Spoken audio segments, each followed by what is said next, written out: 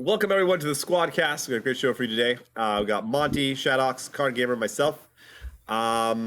Boys, it's been a minute. We haven't done one of these in a couple of weeks. What's everybody been up to? What's CardGamer? You were talking about Aegis last weekend. I forgot that was still going on because we had a bye.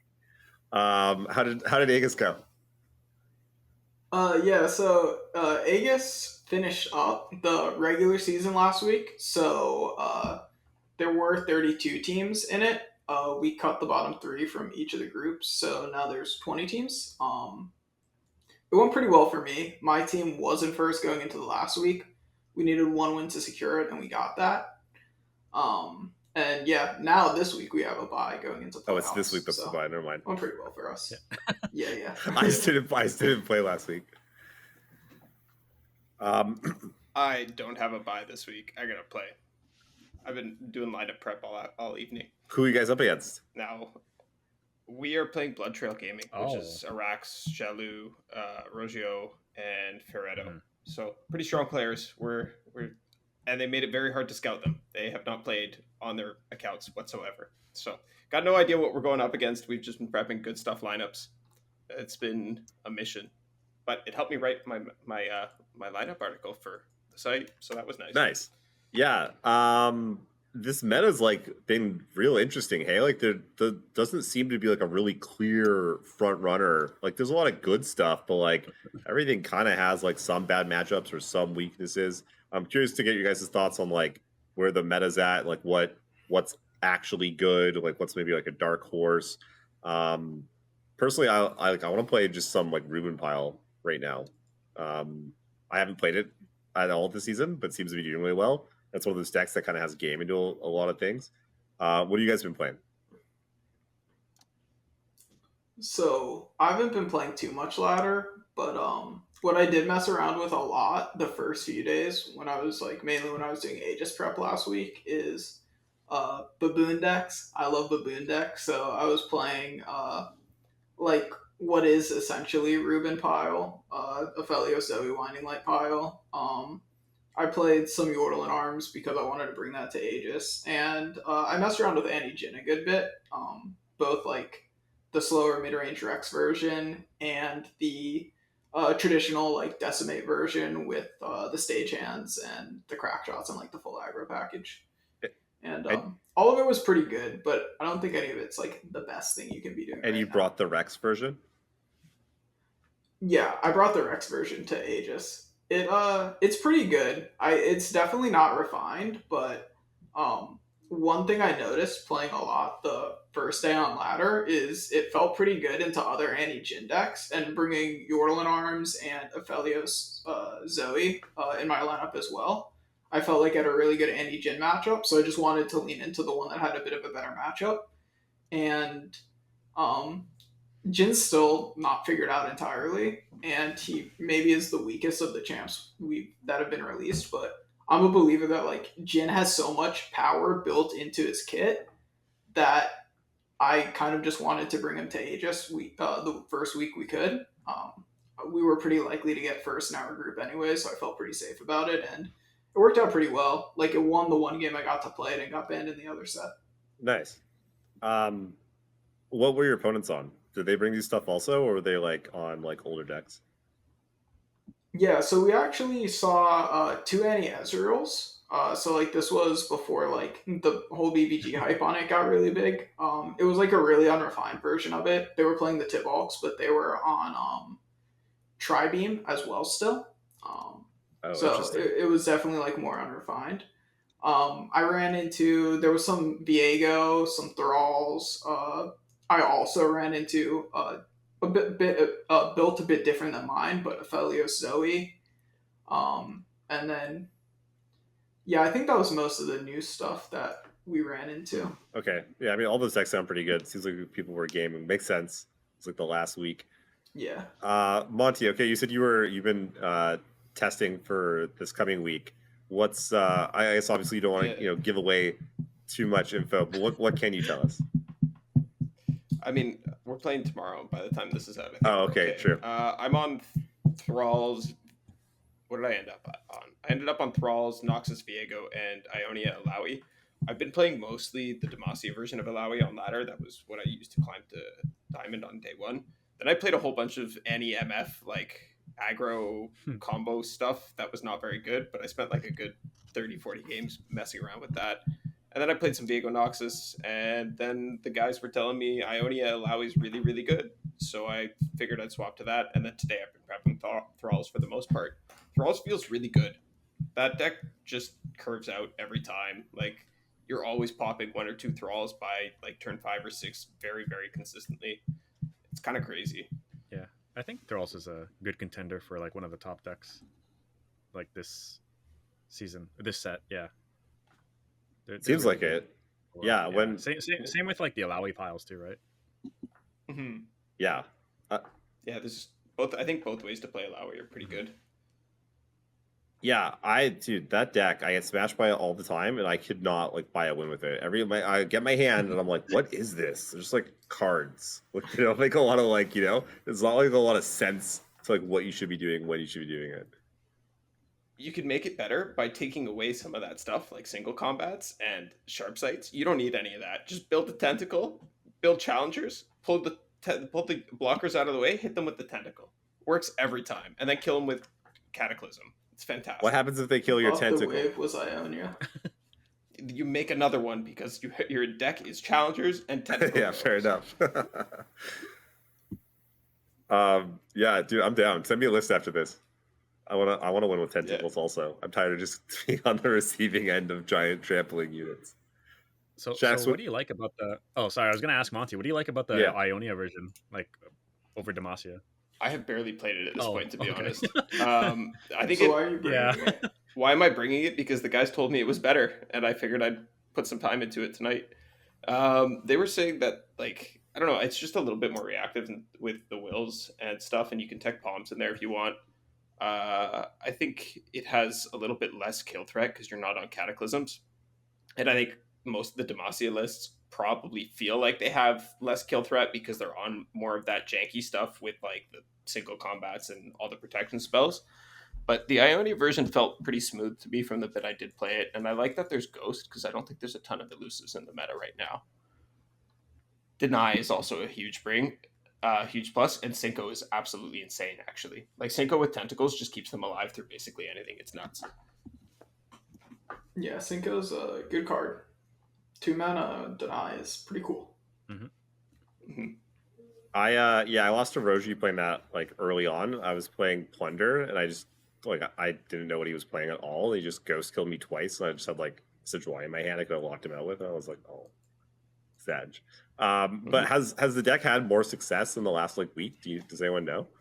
Because that's the only time I really saw anyone play it.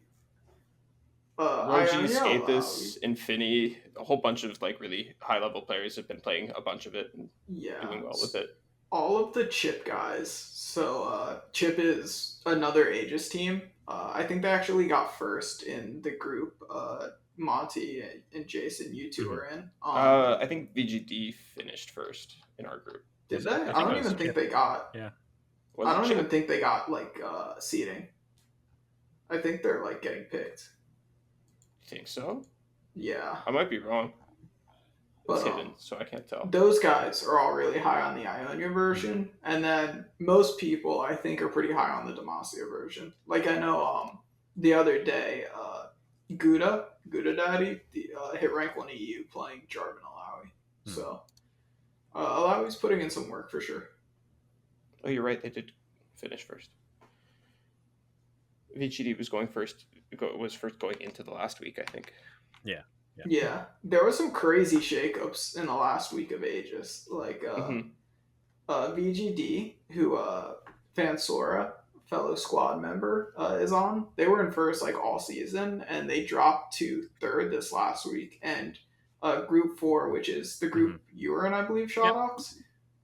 You guys and some other people were like fighting in the middle of the pack for a while, and then this last couple of weeks everyone came up big, and the former rank 1 team who Monte is playing now, Blood Trail, went from first to fourth. Yeah, they went all the way down. Yeah.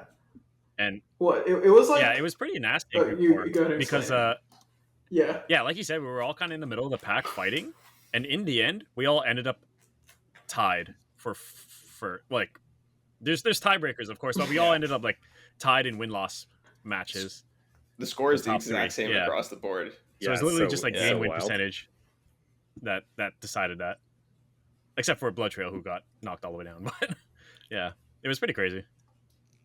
Yeah. Our group was crazy too. We were in group 2, and there was a lot of shuffle towards the end. We were like third going into the last week, and if we lost, like I think we got 0-2'd. We could have got knocked out of like the top 5 kind of thing, but we 2-0'd and we tied for first instead. So like you could see like the difference in swings there. We needed you guys to lose one to be like super safe, and then you didn't lose one, so we barely eked out on Hydra.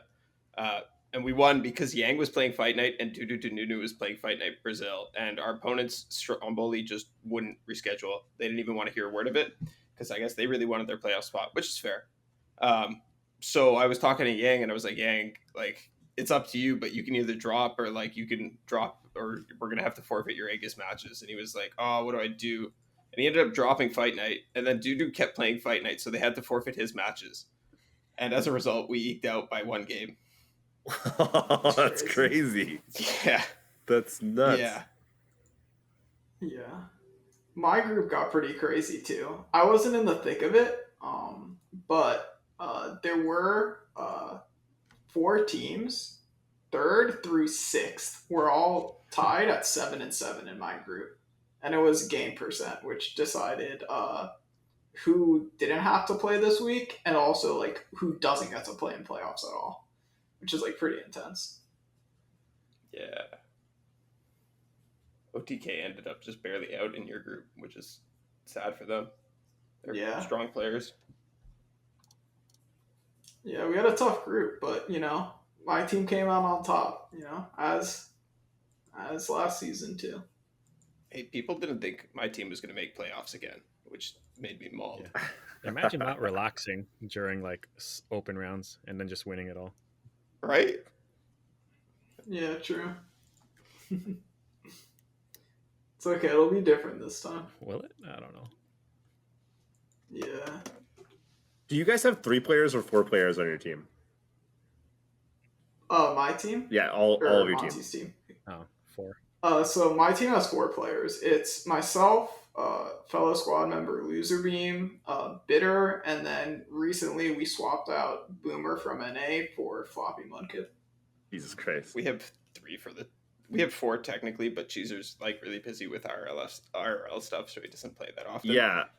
But he's around when we need him to swap in. I asked just because like when it comes to playoffs, I feel like it's like kind of awkward. So like last season, I was like I want to play like at least the first round probably be the easiest. So I was like, okay, I'll play the first round, and fucking Kever 3-0'd them, so I didn't get to do anything.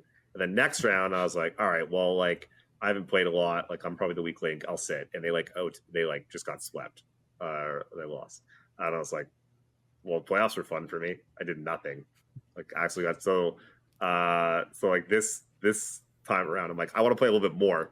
Also, I knew Kevin was that was when Kevin was a crusher with like what was it, Go Hard, Ari Kennen, when he was just like crushing with that deck. And I was like, let us go first so that like if we lose, you can like anchor. He was like, no, I want all 3.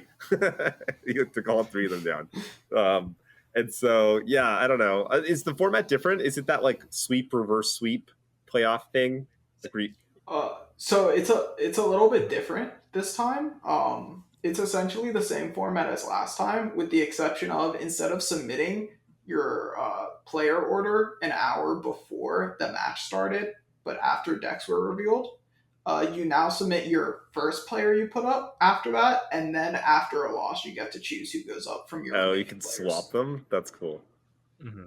Yeah, but besides that, it's the same format. Mm-hmm. Yeah, I guess the thing I was getting at was just that having 4 players, but having only 3 that get to play gets a little awkward in playoffs.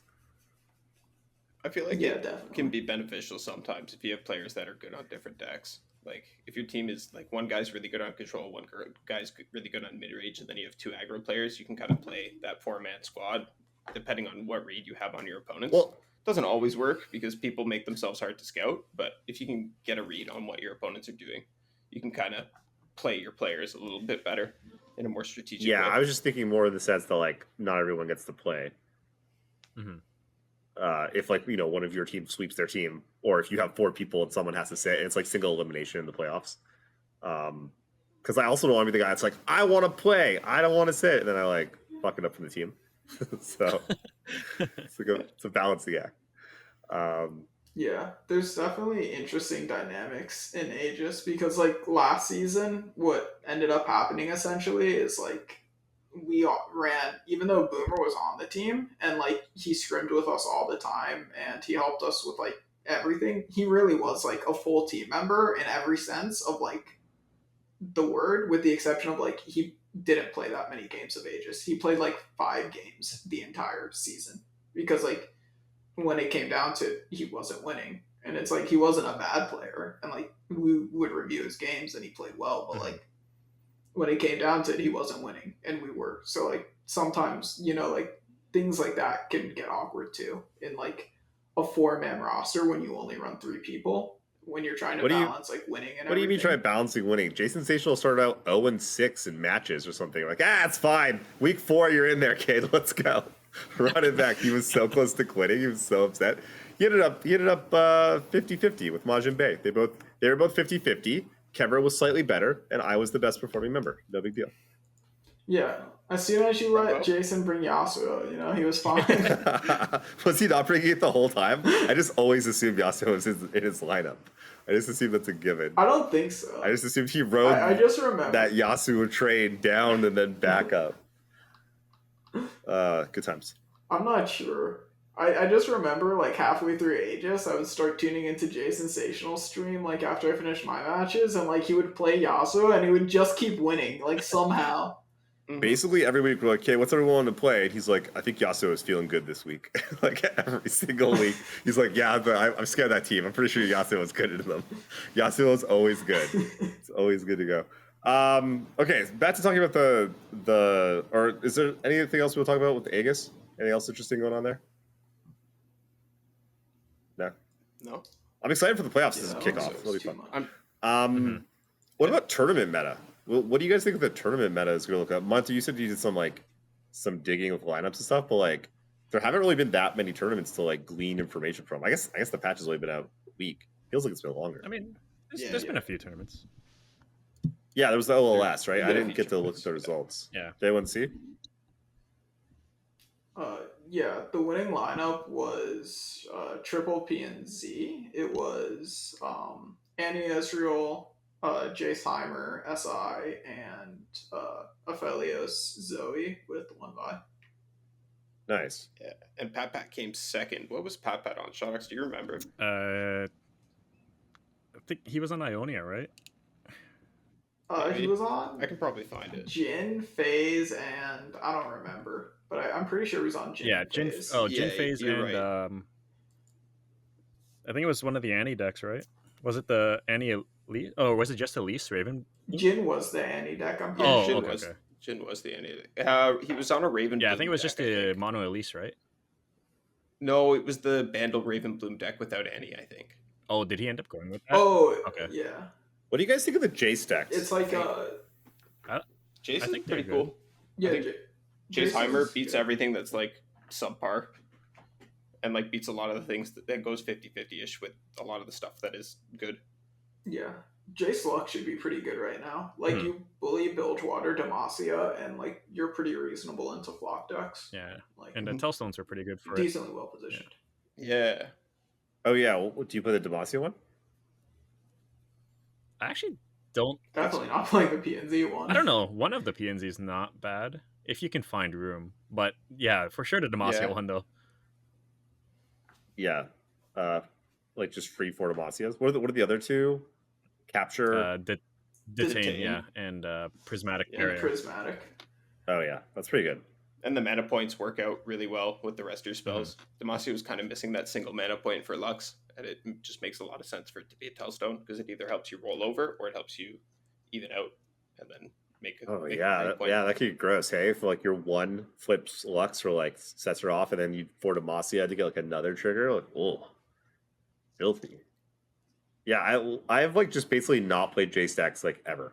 It's just like one of those archetypes I just like never just really ever picked up. For no like particular reason. Like I think they're cool. I'm like kind of down to play them, but like, do you guys have that where there's just some archetypes you just never really kind of got around to playing because there's just like so many. It takes like a long time to like try to get good with the deck. I played Lurk this season. And I was like joking about how I never really played Lurk. But I was like, I must have like tried it or something, right? And I like, loaded it up and it was like, nope, you were missing like all of these common Lurk cards. And I was like, oh no, I literally never played Lurk. Yeah, I've only played like 2 or 3 games of Lurk ever, and like FTR, I don't really play. Like a lot of the bigger decks, like the control style decks, or just anything with like big units, I typically don't touch. I usually like more aggressive, low to the ground stuff, and as a result, I played a lot of garbage instead. Just a whole bunch of trash that I put together. Back in the day, I used to play Bilgewater Noxus with Vision because I thought it was funny. I was like playing double up in it before the buff to like 5 mana and everything. It was ridiculous. I don't know if I'm buying this whole low to the ground player when like, what did you say your lineup is this week? You're playing like Thralls, big units, and, like... big units. It's turbo Thralls, bro. They'll never expect it. They'll never expect it. It's the 5-hit That's play. true. That's true. It's actually just like 300 IQ. We're missing Hanzo to talk about Thralls. Thralls is like popping off right now. Hey, there was It's so good. Yeah.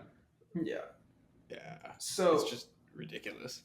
Thralls is very good, and I love Thralls. I am not sure if I would put it at like tier 1 though, because Thralls is a deck that has like some kind of innate weaknesses, like decks that go bigger than it and decks that rally, like they definitely make Thralls uncomfortable. Like Viego, Illaoi, Deep definitely make Thralls uncomfortable because like they kind of just Pantheon, like they just play guys who are as big as your Thralls and they just like don't care.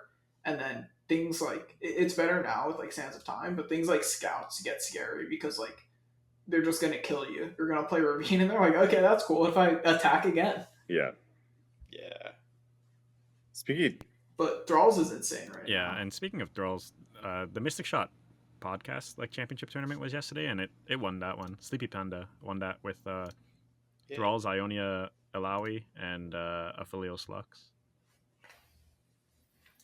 I feel like Aphelios Lux is a bit weird as a third deck. I know it's a comfort pick for him, and like we're early into the meta, so I understand it from like a player perspective, but I think from lineup cohesion, it doesn't make the most sense. Yeah, it sticks That's out, fair. but I understand, that why he brought it. Mm-hmm. Yeah, and like it obviously worked because I mean, he knows how to you play won. the deck. Yeah. Lineup cohesion is like really important, but it's not like the be all end all. So long as you don't have completely conflicting bans in your lineup, I think it's okay to default to a comfort pick, especially early in a meta like right now. Yeah, because like early in a meta, because your ability to play the deck matters a large amount also, right? Like if you're just the best player on the planet with 3 decks that like don't have cohesion, like you're probably just gonna kick a bunch of people's asses because you're still just gonna be really good into each matchup. You're just not gonna make mistakes. You're gonna put your opponent in a bunch of hard places. You're gonna maximize all your decks. Compared to like a lineup that's perfect cohesion, but you're like, I've been playing these decks for like 5 days now, and like I'm gonna make a bunch of mistakes and stuff. It's interesting how that works in Runeterra. Because like there's like so much that goes into building a lineup that's more than just like these are 3 decks that go together and they make sense that they're good into the meta. Like if you can't play one of them, like you just like you can't do that. Like you can't just pick up a deck that you don't know how to play and like expect to do well with it, which is like not the case with Magic. Yes, I can. What? I mean, actually have a kind of interesting question like regarding this, which I don't think that there's like necessarily a right answer, but I'd love to hear your guys' take on it. Do you think you ever got to like an event or like you play like at a level, just like whatever's the easiest way to conceptualize it, say like Aegis, like Worlds, or some event, some level where it's worth it to deviate from comfort to some extent because like your opponent should also be like at a level where they won't be making misplays, and you being so comfortable and so like fluid on a deck not making misplays won't matter as much if say you're playing a losing matchup and they're just going to play it to a point where you don't get a way to win? or do you think that just like doesn't really exist in Runeterra? Well, aren't you basically talking about like metagaming? Like, so like you're talking about like, you know, like the top, we see this happen all the time in the top 32 of seasonals, Yeah. where everyone starts to level. And like if it typically, if you just brought like the best 3 deck lineup and then you made top 32, that person did not win. Like, right? Like that hasn't won the vast majority of seasonals. What has won is stuff like Duckling bringing like, you know, was that Matron combo? Like He had a really hard read on the meta with that list. Right? Like it was just rally decks. Trying to beat all the super greedy. The rally people. decks were so good. He knew exactly what he was doing, and he scrimmed the crap out of every single matchup that he expected, and he was bang on with that one. So he was like a sniper aiming down a target with that seasonal. He really came out to play exactly that game, and it worked, and it won. Yeah, and that's the exact point I'm trying to make. Like triple tree was another one. So like in the open rounds, being consistent and powerful is great in general. But in the top 32, when everyone's metagaming, you know, like people that are standing still, it doesn't matter like how good you are. Like look at like, I don't know, Majin. Like, you know, all the other seasonals other than when he won, when he top 32, he mostly brought like the best decks again. And he did like well, but just would run into some like really bad matchups eventually because people are gunning for like those decks. Maybe that's not an example, but like, you know what I mean? So I think you have to deviate and you have to metagame, and that's where you get your percentage points from. Because like you say, everyone's really good at that level. Yeah, well, I'm not saying like, so that's kind of what I'm getting at. I'm just like, I am saying like, yeah, you should be metagaming, but like, at what point are you supposed to give up comfort? So like, let's say like I talk about peak all the time, and like I love peak. I want to jam peak, but like, let's say like the field is like, it's looking like people are playing scouts. It's looking like people are playing aggro. Like people are playing like Sivir, like lurk, stuff like this, like stuff that farms peak. So like, even though I love peak and I know how to play these matchups and make them win, like I shouldn't bring the deck, right? Even though like I would maybe play that matchup better than I would play like some other deck that is good into it. Like at what point do you think the metagaming, like at what level do you think like the metagaming overrides the comfort, if ever? So like, I have Runeterra. I have 2 answers for you, CardGamer. First one, in the situation where like you're playing peak and it's like a really unfavorable meta for it, that's not a comfort deck that you can bring in that meta game, unfortunately, right? Yeah. Like if it's scouts and all that stuff, you just have to acknowledge that you can't play that. That's not a comfort pick in this meta. It's just not doable. The second answer is when you're playing at that highest level, you should be making the meta game your comfort. And by that, I mean that you should be playing the decks that you think are best to a point where they are your comfort picks. You should be scrimming the hell out of them and like learning them through every single matchup so that way you are super comfortable on them and you understand how they play, because that is what you need to be playing to win the tournament. Where you make that distinction, I think it has to be like a seasonal top cut or like an invite only or like a championship, something like that. I think it's for like a lot of these bigger tournaments, like the OLS on the weekends, even the Master Runeterra ones, even the seasonal open rounds, you can just kind of play whatever you're good on as long as it makes sense in a lineup together and doesn't have completely conflicting bans. And I think once you're beyond that, like a half step above even, you kind of have to be playing at a level where you want to make the best decks in your metagame, your comfort pick. Yeah, I think that sounds reasonable. Yeah, it sounds to me like you're asking about yeah, not comfort versus like metagame. So this happens in Magic all the time, where like Magic will have a very set metagame, and then right before the big like pro tour, basically like a day or two, it'll take like a hard left, and as everyone just gets crazy, the metagame like eats itself. The meta just like starts inbreeding like crazy. Like it changes a lot. And so what players end up having this problem is, do you pick up like this new random deck that you found at the 11th hour that's supposed to like, you know, be super good into like that one top deck that everyone's going to bring? Or do you pick the thing you've been playtesting this whole time with that everyone's gunning for now?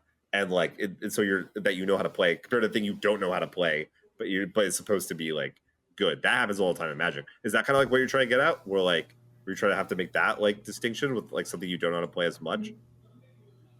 Yeah, essentially that. Like one thing that like happens a lot for me and Aegis is like I play a lot of decks that I haven't played in a while, or I haven't played much. Most of my experience is like sitting in a call with someone and watching them play it, watching a streamer play it and asking questions, stuff like that. And then like I'll play some games beforehand. But like I've found a lot of success with that, but I'm also someone who can pick up decks pretty quickly and can understand play patterns pretty quickly from watching other people do them. So I was just wondering, like, where do other people make that distinction? Because it isn't, I don't think, like something that is just a straight answer. I think it obviously like functions on a spectrum. Obviously, like depending on what deck you're talking about, the meta, and who you're talking about. So I was just like curious what you guys thought, because it's something that kind of comes up a lot, but I feel like we never really draw the line. It's just like, oh, play comfort, but like you need cohesion, and like you should do play decks that are like just bad. So I was just kind of like trying to figure out like in some areas where would you guys draw the line? Yeah, no, that's a really good question. I think the better player you are, obviously, the easier it is for you to kind of play decks that you have less experience with. And the pick comfort is sort of like a general, it's that general good advice, because it is. But I've also like both Aegis seasons, I've had really good records, and I've played a lot of decks that I have almost 0 games on. Mostly because it's like, okay, we can kind of predict the meta a little bit better going in. And so because we can do that, we can be like, okay, this deck, and this deck make a lot of sense into that meta.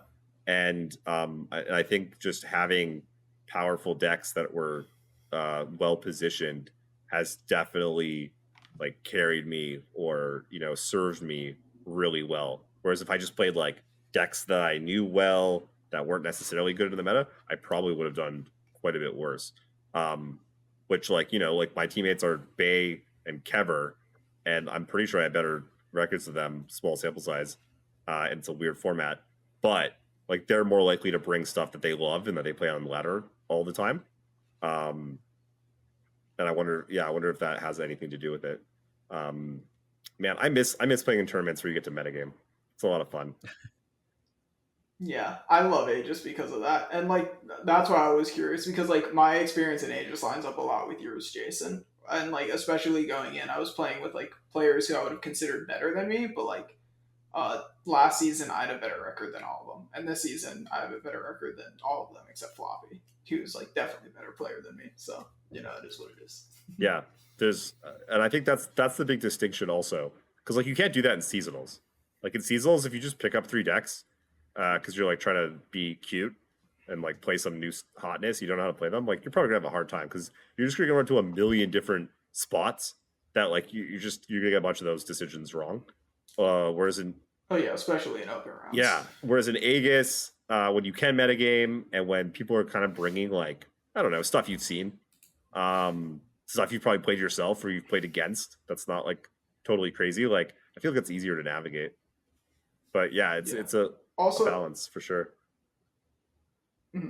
One thing that can definitely help for Aegis as well, I don't know if you guys do this at all, but like after the decks get released, you can kind of get an idea of what matchups you'll have to play, and then you can practice them a few times as well, which definitely helps. Like I'm sure we're all experienced enough players where even though you don't play every spot in a matchup, after you play a matchup a few times, you can kind of get a feel of like how most things should be going. We should probably do that. I don't know what my opponents are playing until they message me in the client, and then I pull up I pull up what their decks are in 3 tabs. Then I'm like, let's see what's going on here.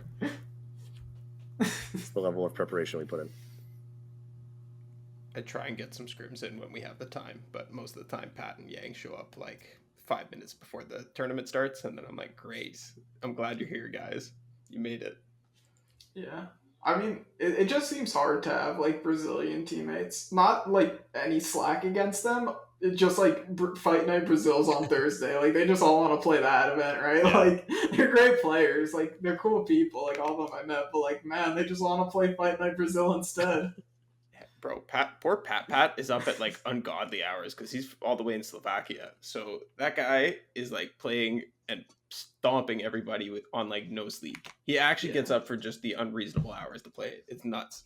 He's the best player on our team this season. A true gamer. Yeah, he's been playing really well recently. Like I understand why at the beginning of the season people maybe thought your team wouldn't get out Monte, but with how like you guys have been playing recently, like you guys are definitely looking like very strong. What a gamer. There's quite a few people like that, hey, that like have to like play at crazy hours, but just do it, just make it work. There's a lot of people around the globe. Hats off to them. I love that dedication, the commitment. Shadawx, you guys are still in? Yeah, of course. We're the champs. Oh, okay, I didn't know how the tie. I didn't know, were you tied to be the champs or no? Oh, I meant like last season champs. But oh yeah, we came second in our groups overall. So we get also a bye week. We're just chilling for now. Only me prepping. Yeah, only Monte prepping. We're just spectators. Mm-hmm. Y'all better tune in. Oh yeah, I don't even know who's being broadcast. I'll be watching. There's some exciting matchups. Like both of the Wombats matchups are like pretty hype. Like Wombats, Blood Trail, and Wombats, Omega. Like those are going to be some pretty exciting matchups. Mm-hmm. How many teams are not Wombats? That's the real question. Every Wombat team made it through. So when you say how many teams are not Wombats, do you mean how many teams don't have Wombats in their name, or how many teams don't have Wombats on them? Man. Okay, the fact that those are two different questions. I'm gonna be watching too. I love it just because like it's such a small community, or like I don't know, small enough that like we all kind of like know each other, and there's like history and stuff, and it's like it's fun. You're like, oh, I know those guys, and like I know those guys, and like I don't know, some fun banter and some fun shit talking, and it's all high level play, which is like super fun to watch. A lot of the best players are all there, so you get to see like crazy brews and stuff. People trying new stuff. Yeah, it's a good time.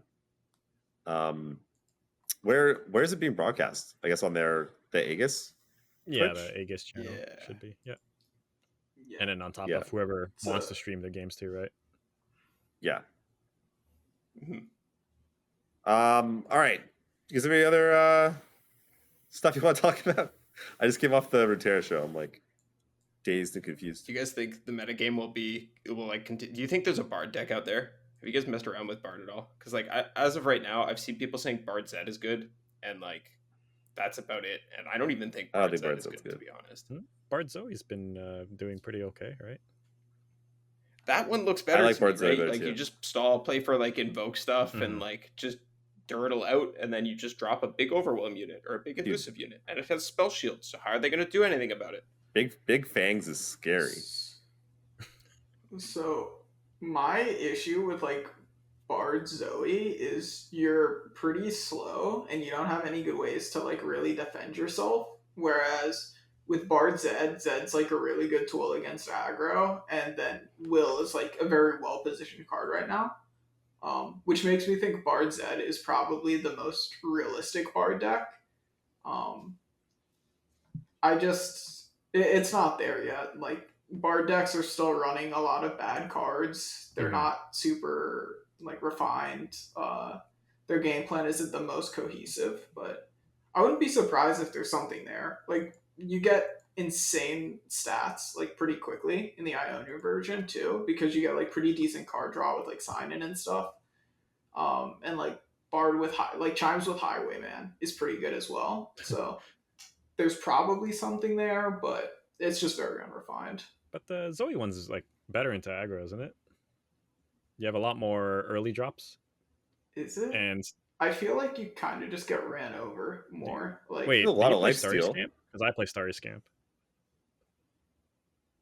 So I haven't been playing it, but okay. I'm just talking about like when I've played against it. Like unless they just play like a stupid Big Fangs really early and I can't like go around it, I kind of just kill them. Whereas like sometimes the Z version plays like a 4/3 or 5/4 Z on like 3, and like I have to start blocking. Or sometimes like on turn 2, like they play like 2/3/4s, and it's like, okay, well like this isn't cool. Like so like they have stuff like that, and then you block with aggro. Sign in. That's crazy. Pretty good.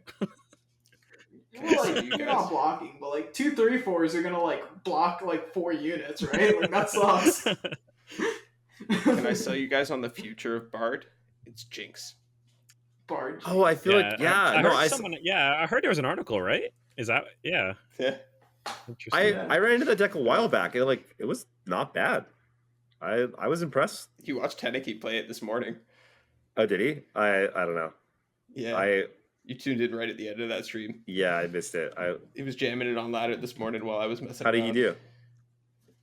He played 3 games, won 2 of them, I think. I played 11, won 63% or something. So good deck, obviously. Okay. I don't know. It felt like kind of okay. You kind of just get there with the elusive units and stuff, and then Experimenter with the leveled bard on board is kind of nutty. It's a little clunky, and I think it needs some refinement, but it actually felt like a pretty decent way to play bard.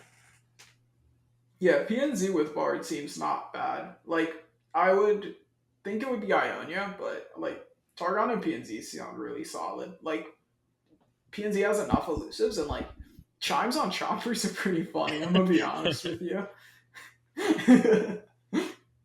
Like bard boom baboon, I could be about that. Mm-hmm. Yeah, and you have like what is it, the 2-1 for 1 that like, you know, draws new cards. Like PNZ has like the card draw so that you can like get your chimes going. A lot of cheap units. Mm-hmm. I kind of miss Jinx like, being in the meta. Jinx is fun until she's not. Oh, she didn't go anywhere. You know, people just aren't playing her. I'm sure you'll find something. That's what I mean. No. What do you like, mean? There's always those hidden Jinx decks. You just gotta try it out. You know, Jinx Gnosis and stuff, right? Yeah. One day there'll be a reason to play Jinx when Scion exists. One day. What if Jinx drew you 3 cards? Would that be better or worse? That'd be insane. I think it'd be worse, right? It makes it harder to get a rocket. Yeah. Oh, because you couldn't get a rocket? Yeah, harder to get a rocket, right? But would it be better or worse? I don't know. It's because with 2 cards you can draw 1 discard card and then 1 card to pitch and then get a rocket. With 3 cards you have to, you know, play a card and then I think you would just go super low to the ground. Everything in your deck would cost 1 or 2, and just like a way to like search her up and find her or whatever, or dig to get her, and then you just like turbo level her, and then you could just dump your 3. You can dump your 3 cards like no problem. Sounds like Path of Champions. Yeah. Okay. Yeah, I don't know. It might be worse. If you play Jinx, you get a 2-mana burst spell that says all your cards cost 2 less. Yeah. Or what if you just draw 3 cards every turn and just not care about the rocket? That's also like not bad. That's kind of funny too, though. Yeah. Yeah. What if Jinx just had origin power, draw 3 at the start of turn? Like if you for each Jinx that started in your deck, draw an extra card. Draw a card at turn start, but you don't get like regular draws anymore, so it's fair. Yeah, it's totally balanced. I am excited for more Runeterrian. What are they called? Runeterran champs. Yeah, there might be Runeterrans. Because they should be fine, right? Yeah. Yeah. They said that the future ones are supposed to be like, these are apparently like the least spicy ones, and that like it's gonna get like it makes sense, right? Spicy, more exciting. You want to ease people in, right? Yeah, you don't want to drop the good stuff and then be like less exciting. Yeah, and then bam, any spell from any region, go ahead, go wild. Ooh, that'd be awesome. That'd be so sick. That'd be totally busted, right? Just a little, completely unfair. That's it. Yeah. I wouldn't be surprised if I did see something along the lines of that. Spells 3 or less, maybe. Some restriction like that, right? 2 or less, like 7 or that higher. Could be like a Rise type thing, right? I don't know, something weird. Like Rise's thing is like you can only get spells of like certain costs. Yeah, Hearthstone likes to do that a lot, right? Like, you know, you can only have this card if it's a singleton deck, or you can only play even cost cards or odd cost cards. Yeah. Yeah, those are fun cards. I wouldn't be surprised to see them go down that road too. I agree. I'd be there for it. I'd be excited for that. And that's honestly like, that's probably like the thing I'm most excited about, other than like, I don't know, worlds and seasonals and stuff this year. I'm excited for like more of those champs to come out, because I feel like that's going to be kind of like a game changer. Like that's like something that something to like change up the norm, right? It's felt like kind of like Mm-hmm. the game's sort of like the same. It's just like more things of the same, like just new cards. But these new champs like push things into like a whole new I don't know, way of playing the game. It just like breaks it wide open. I think it's really exciting. Also, just like some of the design they're doing, I think is really interesting and I really enjoy. Like Tibble, like I just love everything about that card. Like the fact it counts down to deck, like the grant to like your spells and your units, like the fact it's just like a good unit as well. Like I just, I really like a lot of the design spaces they're going in that aren't just like the Runeterra champs. I'm just like really excited for like all directions they're expanding in, really. Yeah, and this is only the first set. After I think the reason is all more the same because they had to release all the regions, right? So they need a bunch of filler cards and like one cards had to be not good. And now this is the first one where finally they get to, I think, like flex some of their design muscles. And I think it's going to get better and better. Yeah, I really like the way they're releasing sets from now on, like the expansions philosophy and like these complete packages of champions. And they feel fleshed out. Like none of these champions, with the exception of Bard, feels like they're really, really missing something. Jhin is a little bit, his pool is a little limited, but he still has a deck that he plays in, right? Illaoi has a deck that she plays in, has 2 decks that she plays in. Bard, he's got lots of decks that he plays in. Something's a little missing there. But they're, all the champions are fully fleshed out. It doesn't feel like the previous expansions where we were very much waiting on the part 2, the part 3. Right? Yeah. So I look forward to seeing the future release as well. Yeah, looking back, I wonder, do you guys know what the original plan was? Like, were they going to, because like the regions were going to come out as one thing, right? And they've split them, and then they were 2 different releases. Like, was the plan, do you think, originally to release all the regions like faster than they did? Or was it just like they were going to release a region and then wait like whatever 3 months or 4 months and then release a region? Like, I'm trying to think back if like they just like slowed the whole process down or changed how they were doing it. I'm pretty sure things did get slowed down a bit because I remember there being like a roadmap where like that came out last year where it was like, oh, Shurima is supposed to be done by like I think the roadmap like still included like Targon, and it's like, oh, like Targon's gonna be done like March, April, and then like Shurima's gonna be over the summer, and then it's gonna be like Bandle like until like the beginning of next year, and then it's going to like start like the new stuff. And then Bandle ended up getting pushed out until like a few weeks ago, right? Yeah, I'm pretty sure Shurima was supposed to finish in August or something like that, and it ended up finishing in October, I think. No, Shurima finished at the end of August or like the beginning of September, right? Because Worlds happened in like September, I believe. And then Bandle there was like the first Bandle season, and then there was like the Bandle season where no new cards came out, and then like Jace came out, right? That's right. And then there was like the 2 other Bandle seasons, but like the last Bandle season was the length of like 2 seasons as well. I think what happened is they started working on these little pieces designs like Jace and Viego and Shyvana and like those little packages that we got. And I think maybe initially they were going to release those after we got all the regions, but instead they decided to split the regions up by inserting those champion packages in between because they figured they were complete. I mean, look at the roadmap. It seems like they were pre-tested designs for like the kind of World Walker expansion we got. They're very similar, but if you think back to the way we got Viego and Jace and stuff, they weren't quite as fleshed out. Yeah. The roadmap actually shows everything was on time, though. Which roadmap? We had lots. One? Oh, the one with like the bars that were different colors. Everything was like on time to that. No, not schedule. that one. Like the actual like one with the pictures and stuff. Oh yeah. I know that one was good. The one I was originally referring to was like the bars. Yeah, I think that one ended up getting delayed a bit, but all of like their like super official like a few months out roadmaps they've had, I'm pretty sure they've adhered to them like very well. The bar one just shows I wouldn't be surprised in February, but it came the month after March. Yeah. You guys, I wouldn't be surprised if stuff gets moved around a lot though. Like I'm pretty sure like we've had designers and devs talk about like how as like they're working on a certain set, they're like as a certain set is like coming out and they're doing spoilers, how they're working on things that are like scheduled for like 2-3 sets in the future. Oh, Yeah, totally. The next couple sets are already done. I'm pretty sure. Ruben Yeah. said when the beta was launching, he was finishing up Shurima, or like working on Shurima. Mhm. Yeah, I'm pretty sure I've heard that as well. Yeah, Yeah. I'm pretty sure like this year's done. Like the stuff that's coming out this year is already done, and they're working on like January plus stuff.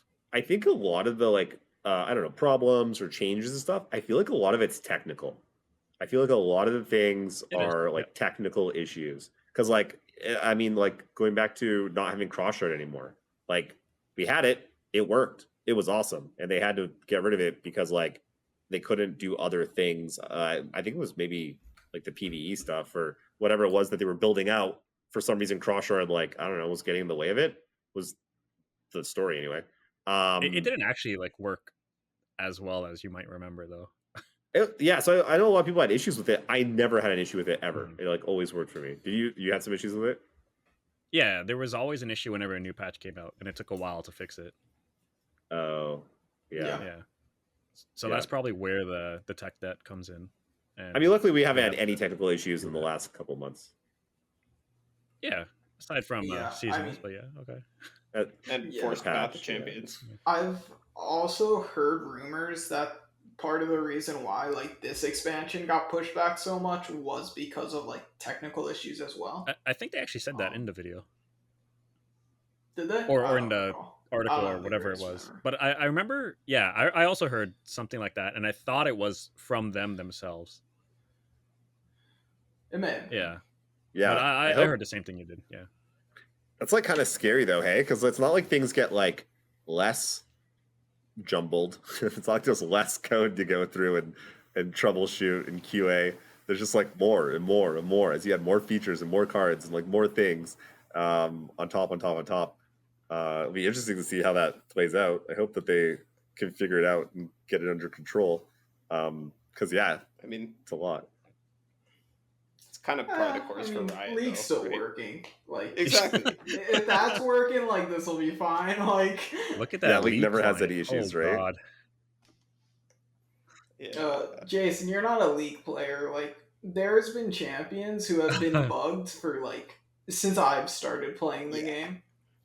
Like Yeah, since Yeah. you were Just born. perpetual bugs. Riot and Yeah. spaghetti code, they just go together. you remember how bugged Viego was when he first came out in Runeterra? He was significantly less bugged in this game than he was in League of Legends. It's true. Like substantially. Bro, I can't wait until they release Mordekaiser. He'll be bugged forever.